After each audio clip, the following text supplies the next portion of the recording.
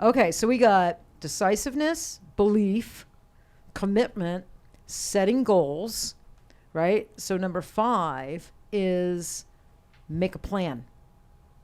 So once you make the decision what you're going to do, you believe in yourself, you commit to that, you set goals, and now you have to make a plan. You have to make a plan. So you have to get organized and plan your steps to success, right? I mean, planning is your roadmap. So, and I think like setting goals, it's almost the same as if your goals don't have details and specifics, then it's just a wish. And if you don't have a plan for your specific goals, it's like those goals, they don't start to come to fruition. So you have to make a plan, because sometimes we get confused. Like, okay, I've decided to do this. Yeah, I totally believe I can do this. I'm committed to it. I've set my goals. Well, now what? Well, now you need to make a plan of action, basically. How are you going to start? What are your first 3 steps? And maybe that's what you do so you don't get overwhelmed. Start with like, what are my first 3 steps, right? And number 6 is execute.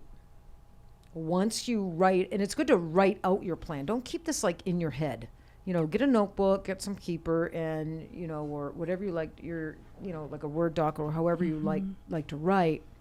But once you write your plan out and you figure out like your first 3 to 5 steps, then you have to execute. You have to put those steps into action. Execution brings everything to life. Right? Execution brings the first 5 steps to life. Gives it breath. Brings it to life. Right? Execute. And I think that's where sometimes a lot of people get stuck. Yeah, I think that's where I'm stuck. That's where you're stuck. Yeah, with my house. With your house. Yeah. Yeah. Why? Do you know why? I didn't know this was going to be a therapy session today. Yeah. I think it goes back to like believing in myself. I feel like I'm like I do believe it, but I don't, that I'll have a house. Yeah. No, you have to believe. But you got a good solid partner, Nick, right? Yeah. And you both got, really good jobs. You just got your second puppy, little Lizzie. You got 2 babies now. And the market's starting to turn your way now, buyer's way, right? I think it was smart not to buy here in Vegas. I think that's what like kind of discouraged me was the market. Because I feel like once we were like almost ready, that's when everything went back up. Yeah. So, just kind of reframe that or redirect that instead of like being discouraged. That was just the universe saying, well, wait a minute. Maybe you just need a little bit more time to prepare.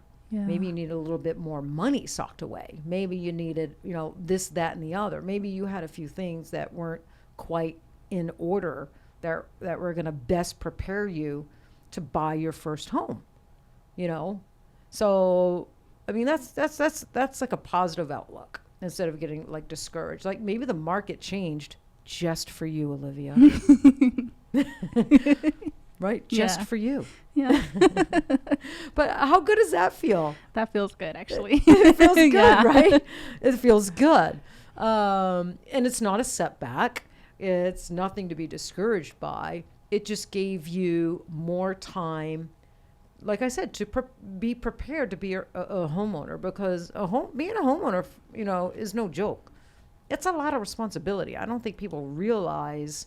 I know when I got my first home, I didn't realize all the expenses that came with the home. I mean, there should be kind of like a class. There really should. They're really good. I'm going to tell that to my bestie, Ro. Ro would be so good at putting like a class like that together. But yeah, like, I just had an idea right here live on the mic. I would take that class. I would as well. Yeah. Did you hear that? Ro Valente. Ro knows. She's a realtor here in town. Ro knows. That's a cute slogan. Isn't that cute? Yeah. But she's been my bestie for like 28 years, and like she's an awesome real estate agent. She's like super smart, and people like her because they trust her. She's warm, and the minute you meet her, you trust her. She just has that vibe. But that would be a great class for first homeowners on all the expenses. What you're going to be spending. Setting up your home, getting utilities turned on, this, that, the air conditioner. I mean, it's just so much. There's like so much. Is there HOAs? Is it this? So there's a lot to consider, and then maintaining the home. Like, I think everybody should have a little maintenance account to where you put so much money in that every month. It's what Kat and I always did. And you build a little, we call it our maintenance account. So then when the water heater goes, you have $1,200, to go buy a new water heater and that's smart. Afford a plumber, right? Because the one thing for sure is things are going to go in the house. There's going to be repairs. You could have a leak in your roof. Your water heater can go. Your air conditioner can go. I mean, it's just, your garbage disposal can go, the toilet can flood. I mean, there's just, it's just things. And I don't think people, like some people just don't consider those things, and, it can get into a situation where they got into the home, qualified financially for the home, okay, but once they're in there, now their house broke, because they didn't plan for, all the expenses, water, your grass, all kinds of things. We could go on and on and on. So anyway, okay, so decisiveness, believe, commitment, then set goals, then make a plan on how you're going to achieve those goals, and then execute that plan. Start putting that plan into action, actually execute.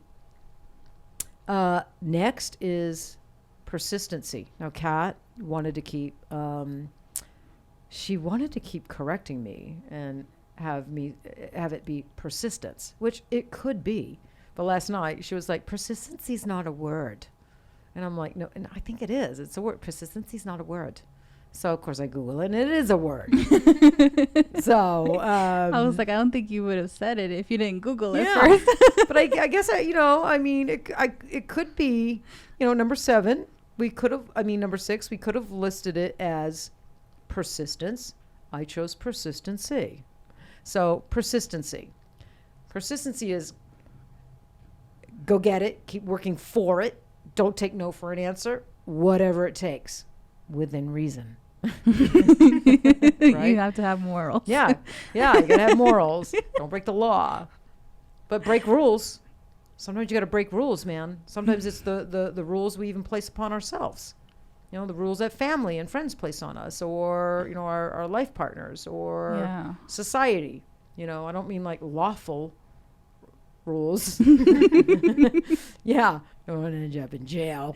But yeah, sometimes you got to break rules. I certainly have had to in my career, a lot of them. And I think you have to take calculated risks, and not stupid risks, like reckless risks, calculated risks. To where if you lose, you're not losing your house. You're not losing something you can't afford.